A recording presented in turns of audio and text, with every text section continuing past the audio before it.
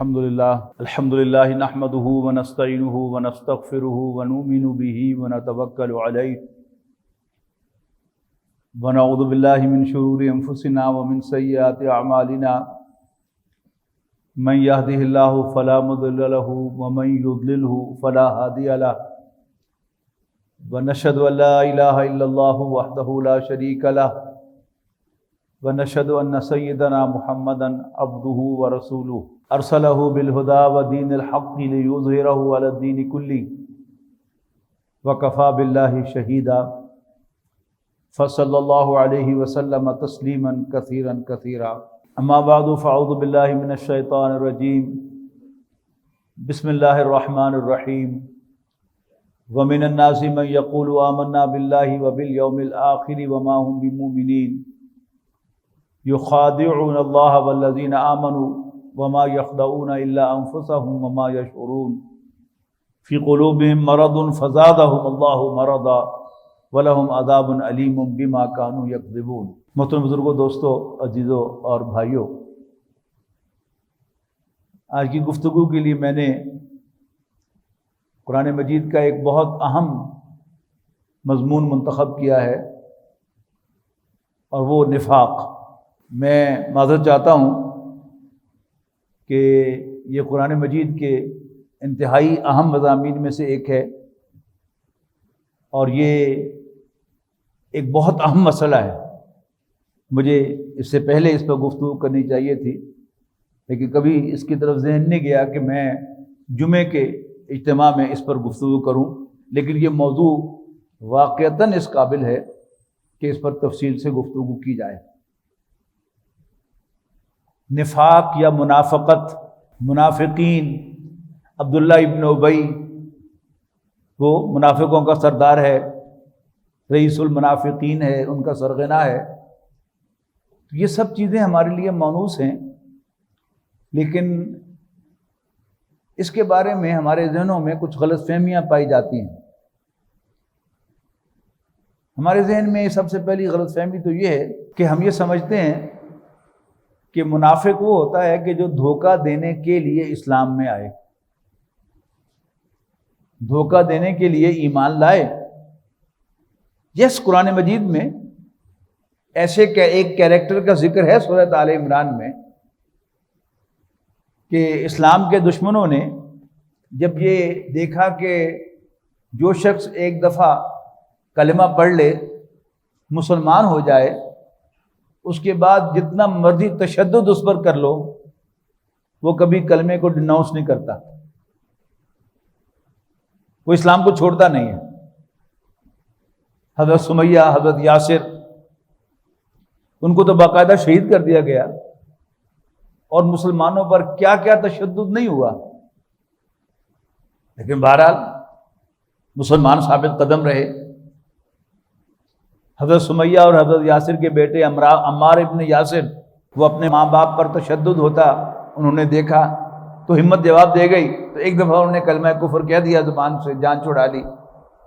پھر نبی اکرم صلی اللہ علیہ وسلم کے پاس حاضر ہوئے، اللہ کے رسول میں ایسا کر بیٹھا ہوں، تو آپ نے فرمایا کہ تمہارا دل تو ایمان پر مطمئن تھا؟ اس نے کہا جی بالکل۔ انہوں نے کہا پھر کوئی حرج نہیں۔ تو ایسا گروہ انہوں نے تیار کیا کہ جو صبح کو ایمان لائے اور شام کو پھر جائے اور اعلان کرے کہ ہم اندر جا کے دیکھے آئے ہیں، اس میں کوئی صداقت نہیں ہے، کوئی سچائی نہیں ہے، ایویں بس فراڈی ہے۔ لیکن قرآن مجید میں نفاق کا مضمون تو سورہ بقرہ کے دوسرے رکوع سے شروع ہو گیا، اور دوسرے رکوع میں آغاز فرمایا وَمِنَ النَّاسِ مَن يَقُولُ آمَنَّا بِاللَّهِ وَبِالْيَوْمِ الْآخِرِ۔ لوگوں میں سے کچھ وہ ہیں جو کہتے ہیں کہ ہم اللہ اور آخرت پر ایمان لاتے ہیں۔ آگے فرمایا وَمَا هُم بِمُؤْمِنِينَ، اصل میں وہ مومن نہیں ہیں، حالانکہ وہ مومن نہیں ہیں۔ اس کا جو عام طور پر مفہوم سمجھا گیا وہ یہ ہے کہ لوگوں میں سے کچھ کلیم کرتے ہیں کہ ہم اللہ اور آخرت کے ماننے والے ہیں، لیکن ان کا یہ کلیم ریجیکٹ کیا جاتا ہے، وہ مومن نہیں ہے۔ حالانکہ قرآن مجید میں اگر نفاق کے مضمون کا سنجیدگی سے مطالعہ کیا جائے تو نظر یہ آتا ہے کہ اس کا تعلق رسول کو ماننے کے ساتھ ہے، کیونکہ اس آیت میں دو چیزوں کے ماننے کا ذکر ہے کہ یہ کہتے ہیں کہ ہم اللہ کو اور آخرت کو مانتے ہیں، وما ہم بمؤمنین، لیکن وہ مومن نہیں ہیں۔ اس کا مطلب کیا ہے کہ کوئی شخص جتنا مرضی اللہ تعالیٰ کو مانتا ہو، آخرت کو مانتا ہو، یہاں تک کہ نیک عمل بھی کرتا ہو، جب تک وہ واضح الفاظ میں حضرت محمد مصطفیٰ صلی اللہ علیہ وسلم کو اللہ کا رسول نہیں مانتا اور ان کی لائی ہوئی ہدایت کو حرف آخر نہیں سمجھتا، وہ دائرہ اسلام میں داخل نہیں ہوتا۔ عبداللہ ابن ابی یہ سیرت النبی کا ایک بہت اہم کردار ہے۔ اگر ہم اس کردار کو نہ پہچانیں، اس کی حرکتوں کو نہ سمجھیں، تو پھر ہمارے دین کے فہم میں ایک بہت بڑا نقص رہ جائے گا۔ اس کا تعارف کیا ہے کہ یہ مدینے کا ایک بڑا سردار تھا، بلکہ مدینے کا امیر ترین آدمی تھا۔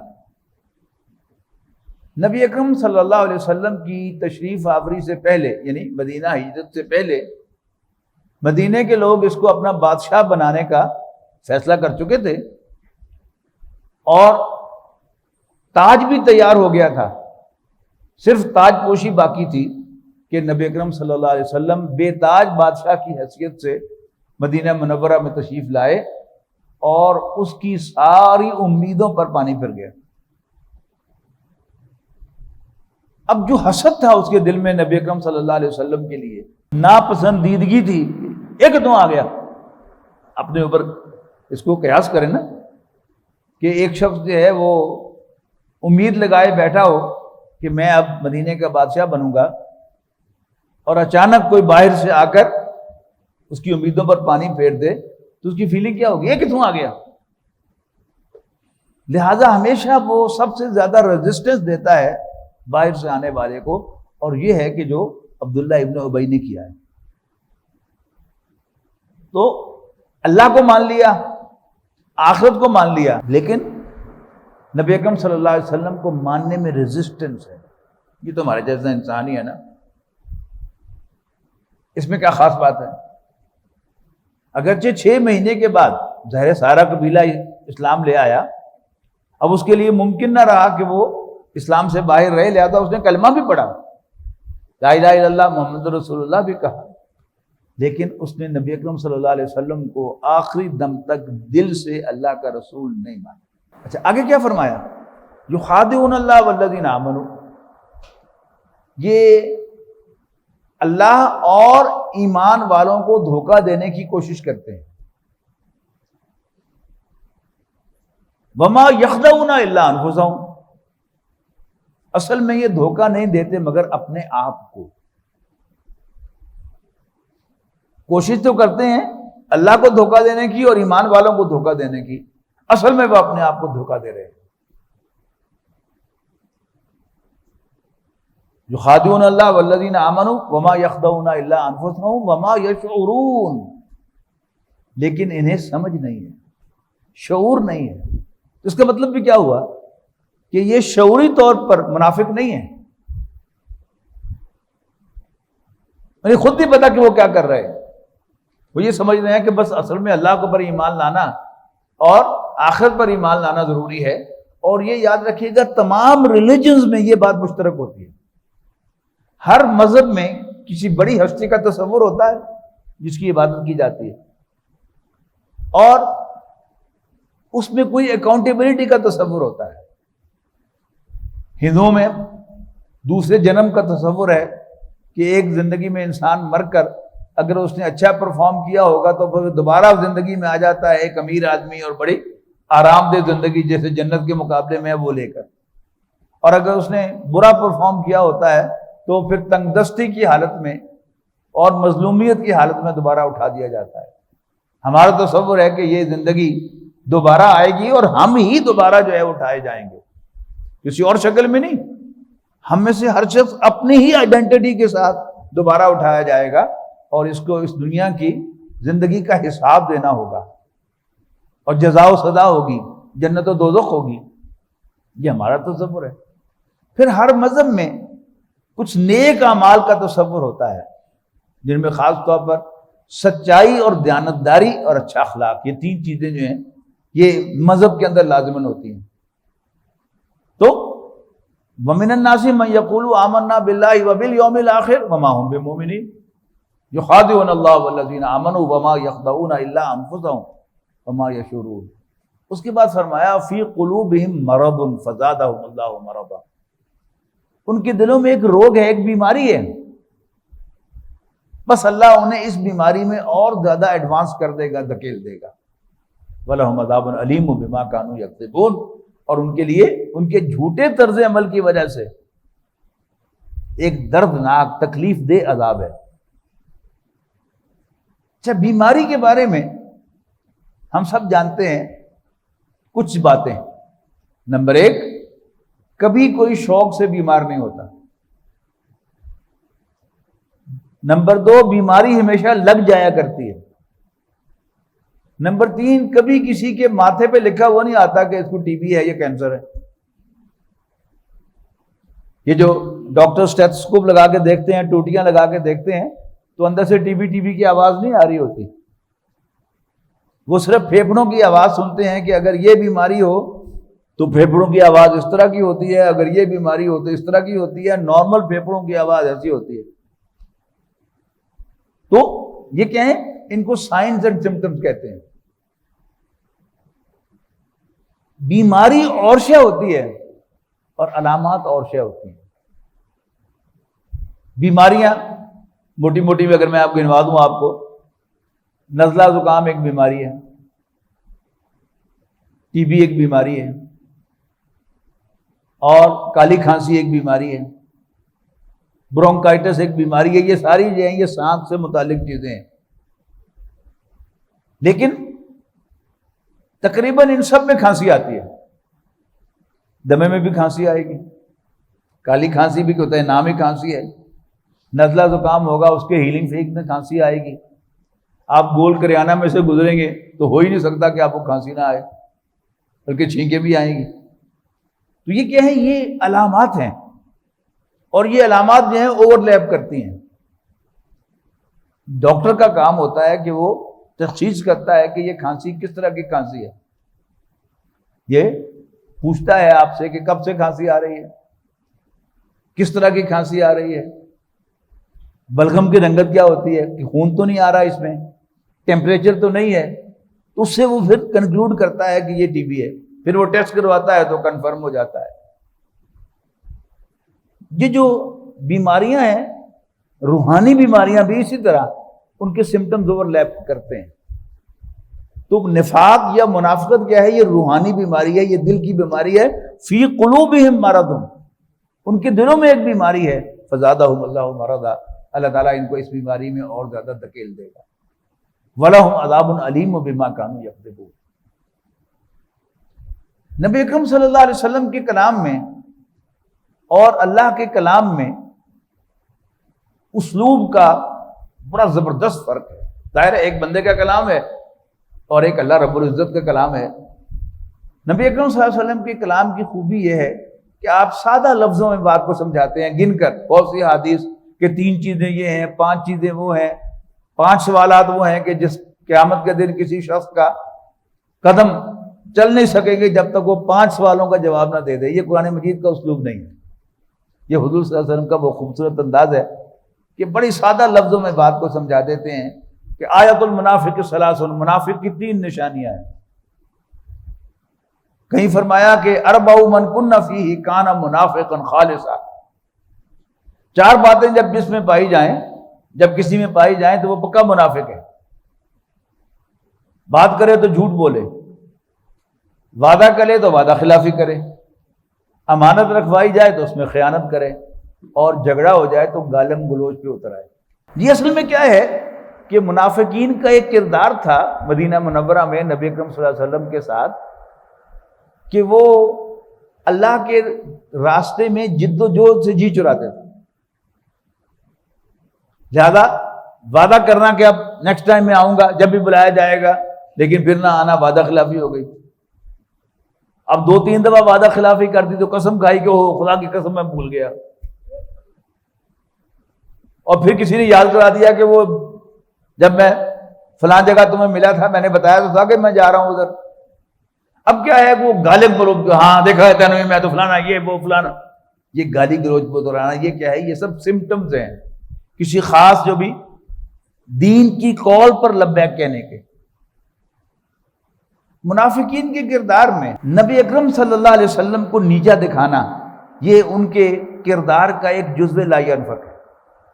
یہی پہلے اس بارے میں ذرا آپ غور کریں کہ وَإِذَا قِيلَ لَهُمْ لَا تُفْسِدُوا فِي الْأَرْضِ، جب ان سے کہا جاتا ہے زمین پر فساد نہ مچاؤ، قَالُوا إِنَّمَا نَحْنُ مُصْلِحُونَ، تو کہتے نہیں ہم تو اصلاح کے لیے کر رہے ہیں. مثال کے طور پر نبی اکرم صلی اللہ علیہ وسلم نے کوئی بات ارشاد فرمائی، کوئی حکم ارشاد فرمایا، اور اس پر عبداللہ ابن ابی نے کامنٹ کر دیا، ہاں یہ بھی تمہارے جیسا انسان ہی ہے نا. مطلب کیا ہے کہ لوگوں کو ترغیب دلانا کہ انہیں زیادہ سر پہ چڑھانے کی ضرورت نہیں ہے، معاذ اللہ انسان ہی ہے نا ہمارے جیسے.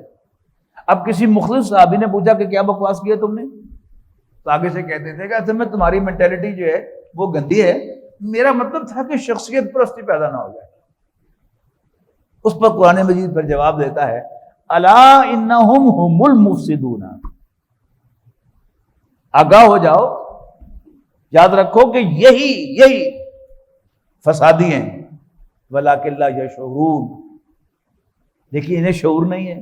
اگلی بات فرمائی وَإِذَا قِيلَ لَهُمْ آمِنُوا كَمَا آمَنَ النَّاسُ، اور جب ان سے کہا جاتا ہے کہ مانو جیسے اور لوگوں نے مانا ہے، جیسے حضرت ابوبکر نے مانا ہے، حضرت عثمان نے، حضرت علی نے مانا ہے، پھر حضرت عمر ایمان لے آئے، انہوں نے بھی ایسے ہی مانا. یہاں تک کہ ولید بن مغیرہ وہ شخص ہے کفار میں سے کہ جس کا ذکر قرآن مجید نے غالباً 3 مرتبہ ہے، اور قرآن مجید نے اس کو حرامی باسٹرڈ بھی کہا ہے. اس کی حرکتیں، اس کی شرارتیں. لیکن جب ولید بن مغیرہ کا بیٹا خالد ابن ولید ایمان لے آیا، اس نے بھی یہی قرآن پڑھا ہے، اسی قرآن مجید کی تلاوت کی ہے کہ جس میں اس کے باپ کو حرامی کہا جا رہا ہے. یہ کیا ہے؟ یہ مخلصین. اللہ تعالیٰ نے پورے گلوب سے، پوری زمین سے ایک بستی کا انتخاب کیا اپنا آخری پیغمبر بھیجنے کے لیے، اور وہ بستی ہے مکہ مکرمہ. مکہ مکرمہ میں آپ کو اسلام کے مخالفین تو ملیں گے لیکن منافقین نہیں ملیں گے. مزاج ہے نا کہ مکے کا شخص اگر نبی اکرم صلی اللہ علیہ وسلم کو مخالف ہے تو ڈٹ کر مخالف ہے،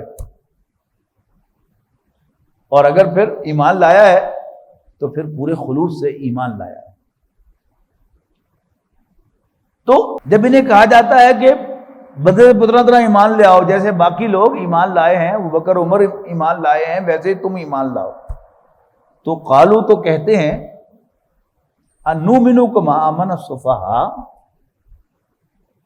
کیا ہم ان پاگلوں کی طرح ایمان لے آئیں؟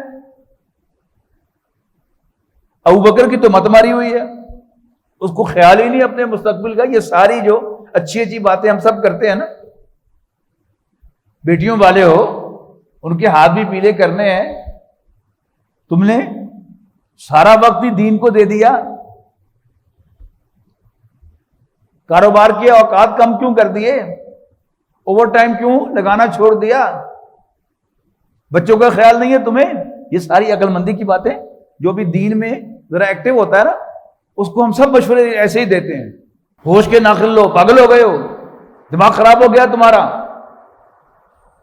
تو فرمایا جب ان سے کہا جاتا ہے کہ باقی لوگوں کی طرح ایمان لاؤ، قالو تو کہتے ہیں انؤمن کما آمن السفہاء، کیا ہم ان پاگلوں کی طرح ایمان لے آئیں؟ ان کو تو اپنا ہوش ہی نہیں ہے، ان کو تو اپنی فکر ہی نہیں ہے، بال بچوں کی فکر ہی نہیں، ان کی تو مت ماری گئی ہے.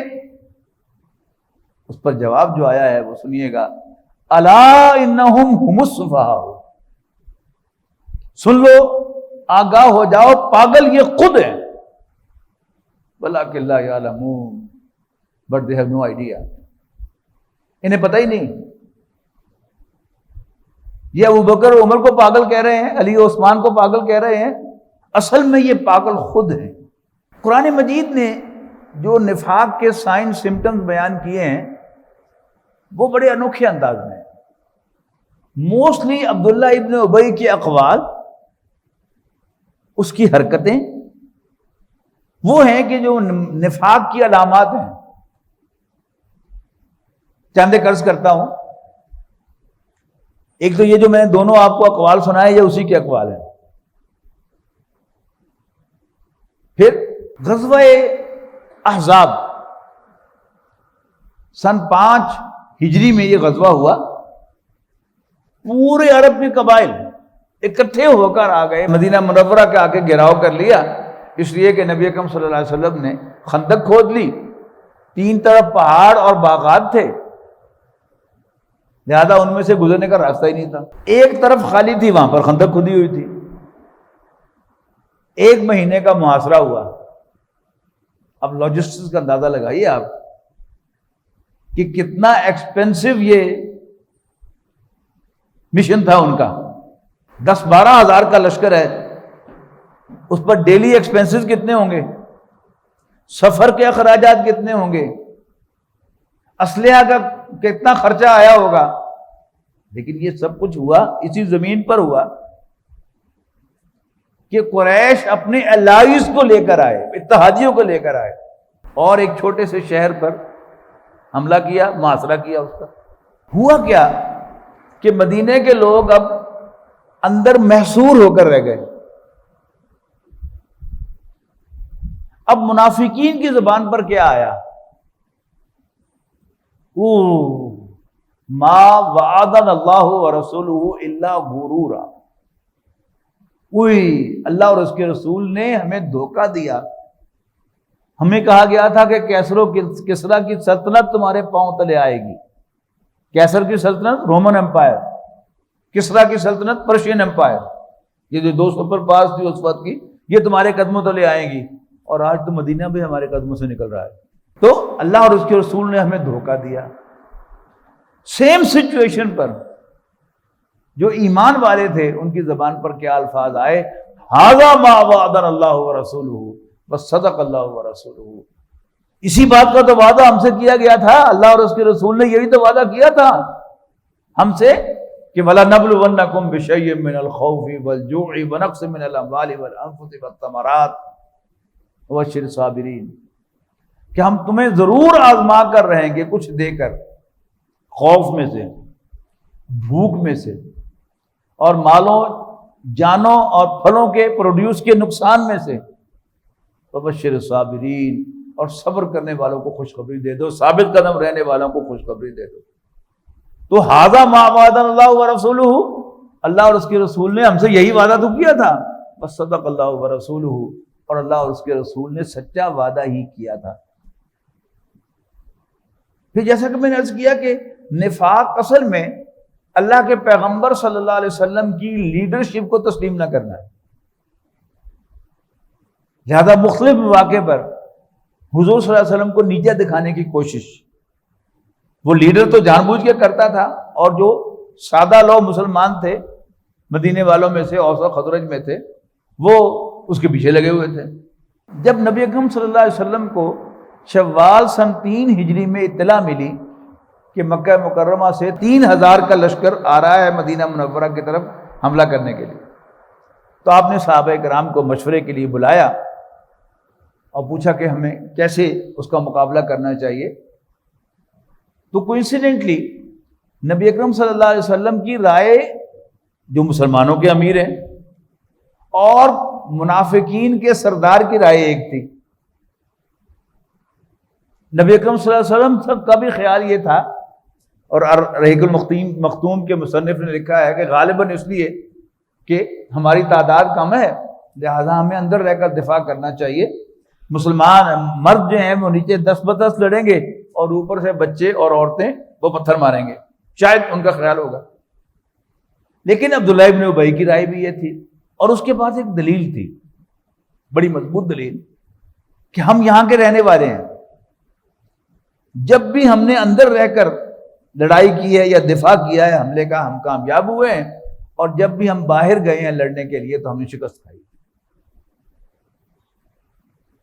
لیکن صحابہ کرام کی اکثریت، خاص طور پر وہ صحابہ اور نوجوان صحابہ کہ جو بدر میں شریک نہیں ہو سکے تھے، اور بدرین سے اللہ غیر معمولی خوش ہو گیا، اور اللہ تعالیٰ نے اعلان کر دیا کہ بدر کے مجاہدین کے اگلے پچھلے سب گناہ معاف. اور کیا چاہیے؟ ہم نمازیں کیوں پڑھ رہے ہیں، روزے کیوں رکھ رہے ہیں، تسبیح کیوں کر رہے ہیں، حج کیوں کر رہے ہیں؟ تاکہ اللہ راضی ہو کر ہمیں معاف کر دے. حج کی بھی اصل دعا استغفار، تہجد کی بھی اصل دعا استغفار. تو اگر دنیا ہی میں اللہ تعالیٰ اعلان کر دے جاؤ تاکہ اگلے پچھلے سب معاف، تو اور کیا چاہیے؟ تو انہوں نے تقاضا کیا نبی اکرم صلی اللہ علیہ وسلم سے کہ اللہ کے رسول، ہمیں تو شہادت چاہیے، ہم عورتوں کی طرح گھر نہیں بیٹھنا چاہتے، ہم باہر جا کے لڑیں گے. تو نبی اکرم صلی اللہ علیہ وسلم نے اپنے ساتھیوں کی رائے کا احترام کرتے ہوئے، باوجود اس کے کہ آپ اللہ کے رسول تھے، ذہن میں رکھیے گا آپ پر وحی آتی تھی، لیکن آپ نے سبق سکھایا کہ مشورے سے کام کرنا چاہیے، ہر امیر کو ڈکٹیٹر نہیں بننا چاہیے، اپنے ساتھیوں سے مشورے کے ساتھ چلنا چاہیے. تو آپ نے اپنی رائے قربان کی، اور آپ ذرا بختر پہن کے آ گئے کہ چلو پھر. اب اس نے شور مچایا کہ باہر سے اٹھ کے آ جاتے ہیں، پتہ تو ہے کوئی نہیں، ہم تو بھائی خودکشی کرنے کے لیے تیار ہیں.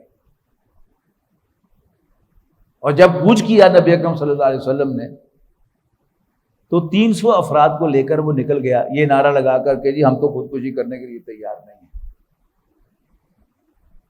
اب آپ سوچئے کہ جو لوگ نبی اکرم صلی اللہ علیہ وسلم کے ساتھ احد کی لڑائی میں نہیں گئے، مدینے میں بیٹھے رہے، وہ یہاں بیٹھے کیا کرتے رہے ہوں گے؟ غور کیا کریں ضرور، قرآن مجید بھی غور سے پڑھا کریں، سیرت النبی بھی غور سے پڑھا کریں، آپ کو بڑے اس میں سے ہیرے اور موتی ملیں گے. کہ یہ پیچھے بیٹھے دعا کرتے رہے ہوں گے، اللہ تعالیٰ سے دعائیں کرتے رہے ہوں گے کہ اللہ کے رسول شکست کھا کے آئیں، مسلمان ہار کے آئیں، تو پھر ہم ان سے کہیں کہ کیوں جی لے جو سواد.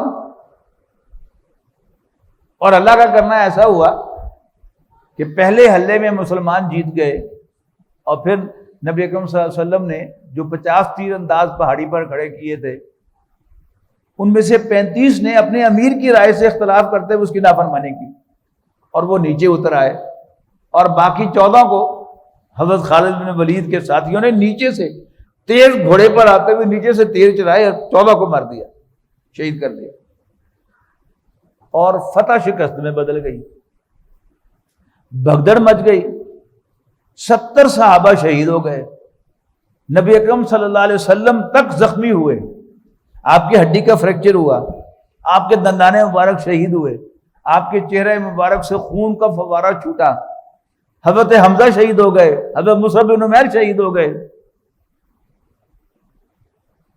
اب جب آپ واپس آئے تو وہ جو دعائیں کرنے والے تھے پیچھے، ان کی دعا مراد پوری ہو گئی.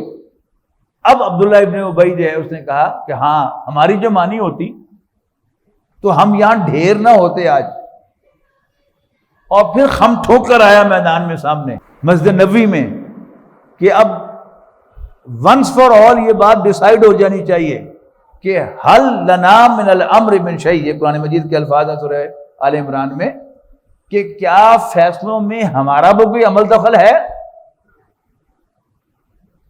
یا اللہ کے رسول من مانیاں ہی کرتے رہیں گے. یعنی وہ سارا زہر جو ہے وہ حضور صلی اللہ علیہ وسلم کے خلاف اگلتا تھا، اور قیامت تک جو نفاق کا مرض ہوگا اس میں امیر کے خلاف وہ زہر جو ہے وہ شامل ہوگا ہمیشہ.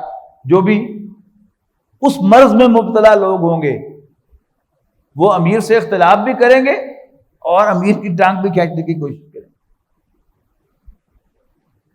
تو وہ آیا میدان میں کہ حل لنا من الامر من شیء، کیا فیصلوں میں ہمارا بھی کوئی عمل دخل ہوگا یا اللہ کے رسول من مانیاں ہی کرتے رہے؟ اس کا جواب تو قرآن مجید نے بڑا زبردست دیا کہ نبی کہہ دو ان کو ان الامر کلہ للہ، کہ فیصلے کا سارا اختیار اللہ کے پاس ہے، اور اللہ نے وہ اختیار اپنے پیغمبر کو دیا ہوا ہے۔ مختلف مواقع پر حضرت عائشہ صدیقہ رضی اللہ تعالی عنہا، ان کا ہاتھ ٹوٹ گیا، وہ ہاتھ ڈھونڈنے گئیں، جو صحابہ وہ گجاوا اٹھا کر رکھتے تھے اونٹ کے اوپر، ان کو اندازہ نہیں ہوا کہ اندر ام المومنین نہیں ہے، انہوں نے رکھ دیا، حضرت عائشہ پیچھے رہ گئی، اور پھر جو گرا پڑا سامان اٹھانے والا بندہ ہوتا تھا وہ اس نے جب دیکھا، اس لیے کہ پردے کے احکام سے پہلے سے وہ پہچانتا تھا حضرت عائشہ کو کہ ہاں آپ کی آنکھ لگ گئی تھی، تو پاس پہنچا، اس نے کہا انا للہ و انا الیہ راجعون، تو حضرت عائشہ کی آنکھ کھل گئی، اس نے لا کر اونٹ پاس بٹھا دیا، حضرت عائشہ اس پر سوار ہو گئی، اور اب باقی جو لشکر تھا اس کے ساتھ وہ لے کر گیا، اس پر پھر اس نے بکواس کی، نبی اکرم صلی اللہ علیہ وسلم کی ازواجی زندگی پر رقیق حملہ کیا، یعنی کوئی موقع اس نے جانے نہیں دیا۔ پھر ایک غزوے سے واپسی پر ایک انصاری اور ایک مہاجر کے درمیان پانی پیتے ہوئے تھوڑی سی تکرار ہو گئی، جیسے وہ کہا نا مولانا حالی نے کہ جو پہلے کا نقشہ کھینچا ہے نبی اکرم صلی اللہ علیہ وسلم سے پہلے، کبھی پانی پینے پلانے پہ جھگڑا، کبھی گھوڑا آگے دوڑانے پہ جھگڑا، تو تھوڑی سی تکرار ہوئی۔ اب عبداللہ ابن ابی کی تکلیف تو بہت تھی منافقین کو کہ یہ ہمارے طفیلی جو مکے سے اٹھ کر آ گئے ہیں مہاجرین، اور اللہ کے رسول نے ایک مہاجر کو ایک انصاری کا بھائی بنا دیا، اور انصاری نے بھی کمال کر دی، اپنا سب کچھ بانٹ دیا کہ اللہ کے رسول نے تمہیں میرا بھائی بنایا ہے تو یہ میری پراپرٹی کے 2 حصے ہیں، جو پسند ہو لے لو۔ اب اس کی یعنی جو یہ پودا پروان چڑھ رہا تھا منافقین کے پیٹ میں بڑو سے، اب وٹ بڑا تھا اس کو کہ یہ محمد صلی اللہ علیہ وسلم آ کر یہاں آباد کیسے ہو گئے، آپ یہاں اسٹیبلش کیسے ہو گئے، یہ ہمارے لوگوں کو کیا ہو گیا کہ انہوں نے اپنے گھر بانٹ دیے، اپنا سب کچھ جو ہے ان کو پیش کر دیا، جس کی وجہ سے یہ اسٹیبلش ہو گئے۔ اچھا، اب جب یہ تھوڑا سا تکرار ہوا ایک مہاجر ایک انصاری کے درمیان، تو اس پر اس نے عربی کا ایک محاورہ بولا کہ سمن کلبک یا کلک، اپنے کتے کو کھلا کر معاذ اللہ موٹا کرو تو پھر وہ تمہیں کاٹے گا۔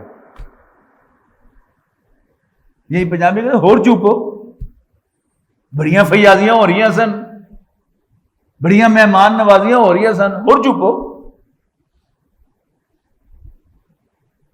تو قرآن مجید نے پھر اس کا وہ قول نقل کیا ہے سورۃ المنافقون کے پہلے رکوع کے آخر میں 2 آیات ہیں، ہم الذین یقولون لا تنفقوا علی من عند رسول اللہ حتی ینفضوا، اور یہ کہتے ہیں، یہی ہیں جو کہتے ہیں کہ اللہ کے رسول کے ساتھیوں پر خرچ نہ کرو حتی ینفضوا، یہاں تک کہ یہ بھوکے ننگے ہو کر بھاگ جائیں۔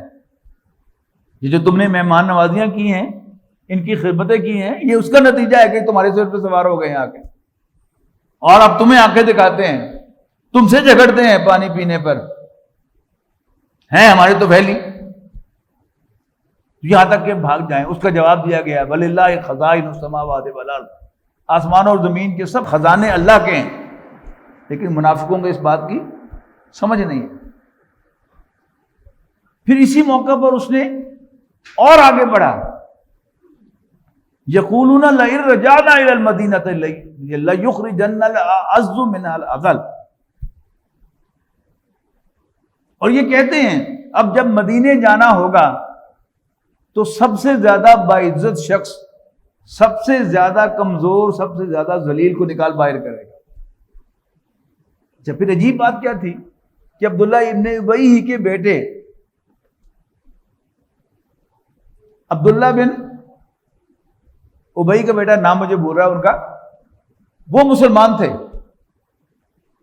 اب جب یہ بات اس نے کہی اس موقع پر راستے میں جہاں پڑاؤ ڈالا تھا، پانی پینے کا وقت تھا، وہ مدینے کے دروازے پر تلوار لے کے کھڑے ہو گئے کہ میرے باپ نے کہا تھا کہ اب جو عزت والا ہے وہ ذلیل کو نکال باہر کرے گا، اللہ کے رسول سب سے زیادہ عزت والے ہیں اور میرا باپ جو ہے وہ سب سے کمینہ ہے، ذلیل ہے۔ تو نبی اکرم صلی اللہ علیہ وسلم نے منع کیا کہ نہیں، تمہارا باپ ہے، تم یہ کام نہ کرو۔ تو یہ نبی اکرم صلی اللہ علیہ وسلم کے ساتھ خاص خار، ہر موقع پر نبی اکرم صلی اللہ علیہ وسلم کو باہر نکالنے کی کوشش کرنا، آپ کی جڑ کاٹنا، آپ کی شخصیت کو انڈرمائن کرنا، یہ وہ مخصوص کردار ہے کہ جو نظر آتا ہے۔ اور جی چرانا دین کے کام سے، دین کے لیے قربانی سے جی چرانا، یہ ان کا خاص شکل تھا۔ تو اگر ہم اس کو ایک بیماری سمجھ لیں تو پھر یہ کیریکٹر جو ہے بڑی آسانی سے سمجھ میں آ جاتا ہے۔ حضرت عمر رضی اللہ تعالیٰ عنہ کا ایک قول ہے کہ نبی اکرم صلی اللہ علیہ وسلم کے زمانے میں جماعتیں 3 تھیں، مومن، سچے مومن، منافق، کافر۔ لیکن اب جماعتیں صرف 2 رہ گئی ہیں، مومن اور کافر۔ اس سے بعض لوگوں نے یہ مطلب لیا کہ شاید اب نفاق ختم ہو گیا۔ اس کا مطلب یہ نہیں ہے، اس کا مطلب یہ ہے کہ نبی اکرم صلی اللہ علیہ وسلم پر وحی آتی تھی، آپ تعین کے ساتھ کہہ سکتے تھے کہ یہ منافق ہیں، اور آپ نے کہا بھی صحیح اپنے صحابی کو جس سے آپ خوش ہوئے تھے، آپ نے خوش ہو کر اس کو لسٹ دے دی منافقین کی جو پکے منافق ہیں۔ تو اب حضور صلی اللہ علیہ وسلم کے بعد کسی پر وحی نہیں آنی، لہذا تعین کے ساتھ کسی کو منافق نہیں کہا جا سکتا۔ لیکن کیا نفاق ختم ہو گیا؟ نو وے، ہرگز نہیں۔ یہ بیماری تو قیامت تک رہے گی۔ ایک مرتبہ نیپا لاہور میں مجھے موقع ملا سورہ منافقون کا درس دینے کا۔ تو سوال و جواب کے سیشن میں ایک آفیسر نے مجھے پوچھا کہ پاکستان کے پہلے پرائم منسٹر سے ایک انٹرویو میں پوچھا گیا کہ آپ کے مسائل کیا ہیں، نیا ملک بنا ہے، آپ کن مسائل کا شکار ہے؟ تو انہوں نے کہا کہ جی مسائل تو بہت سارے ہیں، لیکن سب سے بڑا مسئلہ منافقت کا تھا، اگر ہم منافقت کو ختم کرنے میں کامیاب ہو گئے تو سارے مسائل پر قابو پا لیں۔ آپ کا کیا کام ہے؟ میں نے کہا جی قرآن مجید گواہ ہے کہ دنیا میں جو بہترین جماعت بنی ہے اس میں کے اندر بھی نفاق تھا۔ نبی اکرم صلی اللہ علیہ وسلم کا کمال یہ ہے کہ آپ نے اس نفاق کو ان افیکٹو بنایا اللہ تعالیٰ کی رہنمائی میں۔ تو نفاق کو، منافقت کو ختم تو نہیں کیا جا سکتا، اس لیے اس سے بہتر جماعت نہیں ہو سکتی۔ ہاں، نبی اکرم صلی اللہ علیہ وسلم کی سنت و سیرت کی روشنی میں، قرآن مجید کی رہنمائی میں منافقت کو ان افیکٹو بنایا جا سکتا ہے۔ اب ان دونوں اقوال کی روشنی میں اگر ہم دیکھیں تو حضرت عمر نے فرمایا کہ اب نفاق صرف 2 جماعتیں رہ گئی، منافقین نہیں ہیں۔ تو اس کا مطلب یہ سمجھیے کہ ہم کسی کو نہیں کہہ سکتے تم منافق ہو، تم منافق ہو، تم منافق ہو، یا وہ منافق ہے یا وہ منافق ہے، لیکن ہم اپنے گریبانوں میں جھانکے رہیں، اپنے گریبانوں میں جھانکتے رہیں اور ٹٹولتے رہیں، کہیں وہ سارے سائنز اینڈ سمپٹمز، وہ علامات جو نبی اکرم صلی اللہ علیہ وسلم نے بیان کیے ہیں یا جو قرآن مجید نے بیان کیے ہیں، وہ سائنس سمپٹمز کہیں ہمارے اندر تو نہیں ہیں۔ مشکل حالات میں کیا، وہ جو غزوہ احزاب کی سچویشن تھی، تو اس وقت ہماری زبان پر جو الفاظ آتے ہیں وہ منافقین والے ہیں یا وہ مومنین والے ہیں، سچے مومن والے ہیں۔ دین کی خدمت، اس کے لیے وقت نکالنا، اس کے لیے محنت کرنا، اس کے لیے جان اور مال کی قربانی دینا، کیا اس میں ہم مومنین صادقین کے ساتھ اپنے آپ کو کھڑا ہوا پاتے ہیں، یا جو جی چرانے والے منافقین ہیں ان کے ساتھ ہم اپنے آپ کو کھڑا ہوا پاتے ہیں؟ تو قرآن مجید کو پڑھتے ہوئے، خاص طور پر یہ نفاق کا مضمون پڑھتے ہوئے، ہمیں اپنے گریبان میں جھانکتے رہنا چاہیے۔ ایوری ناؤ اینڈ دین ہمیں محسوس ہوگا کوئی یہ تو میں عبداللہ ابن ابی جیسی حرکت کر بیٹھا، جیسے میں نے ابھی آپ کو مثال دی غزوہ احد کی، کہ کسی بھی آرگنائزیشن کے اندر جو مشورہ ہوتا ہے اس میں آپ ایک رائے دیتے ہیں، اس کے بعد جو بھی صدر مجلس ہے وہ ایک فیصلہ کرتا ہے، اور آپ کے خیال میں وہ فیصلہ درست نہیں ہے۔ اب قاعدہ کیا ہے؟ آپ نے رائے دے دی، اب جو صدر کا فیصلہ ہے، امیر کا فیصلہ ہے، وہ پوری آرگنائزیشن کا فیصلہ ہے، اور آپ کو وہ فیصلہ اون کرنا چاہیے۔ لیکن بہرحال ہم کیا کرتے ہیں؟ تو ذرا وٹ کھا کے بیٹھے رہتے ہیں کہ لیٹ دا ٹائم پروو کہ میں ٹھیک تھا۔ یہ کیا ہے؟ یہ منافقت کی علامت ہے، نفاق کا سائن ہے۔ تو اصل جو مضمون یہ نفاق کا مضمون ہے قرآن مجید میں اس تفصیل کے ساتھ کس لیے آیا ہے؟ میرے اور آپ کے لیے کہ ہم اپنے گریبانوں میں جھانکیں کہ کہیں میں منافق تو نہیں ہوں۔ صحابہ کرام کا طرز عمل تو یہی تھا۔ حضرت عمر رضی اللہ تعالیٰ عنہ نے ایک مرتبہ انہی حذیفہ ابن یمان جو صحابی تھے جن کو نبی صلی اللہ علیہ وسلم نے خوش ہو کر منافقین کے نام بتائے تھے، حضرت عمر نے ایک مرتبہ انہیں قسم دے کر کہا کہ کہیں ان میں میرا نام تو نہیں ہے۔ حضرت عمر رضی اللہ تعالیٰ عنہ نے، اور اس کو نبی صلی اللہ علیہ وسلم نے فرمایا کہ منافقت کا خطرہ ہمیشہ رہتا ہے مومن کو، اور اس سے اپنے آپ کو محفوظ سمجھتا ہے ہمیشہ منافق۔ ما خافہ الا المومن وما امنہ الا المنافق۔ اس پر محترم ڈاکٹر شاہ احمد صاحب رحمہ اللہ تبصرہ کیا کرتے تھے کہ رہا خطرہ نہ چوری کا، دعا دیتا ہوں رازن کو کہ جب پہلا چور میرا سب کچھ لوٹ کے لے گیا تو اب میرے پاس ہے ہی کچھ نہیں، تو میں بڑے آرام سے سو سکتا ہوں کہ مجھے کیا پرواہ ہے کہ میرا کوئی مال لٹ جائے۔ جس کے پاس ایمان کی دولت ہوگی اسے فکر ہوگی کہ کہیں میرے ایمان کو گھن نہ لگ جائے، کہیں میرے ایمان کو زنگ نہ لگ جائے۔ تو زنگ سے نبی صلی اللہ علیہ وسلم کا بڑا خوبصورت فرمان یاد آ گیا۔ آپ نے فرمایا کہ ان الحاذی القلوب لتصدع، یقیناً ان دلوں کو بھی زنگ لگتا ہے، کما یصدع الحدید اذا اصابہ الماء، جیسے لوہے کو زنگ لگ جاتا ہے جب وہ پانی سے ان کانٹیکٹ آئے۔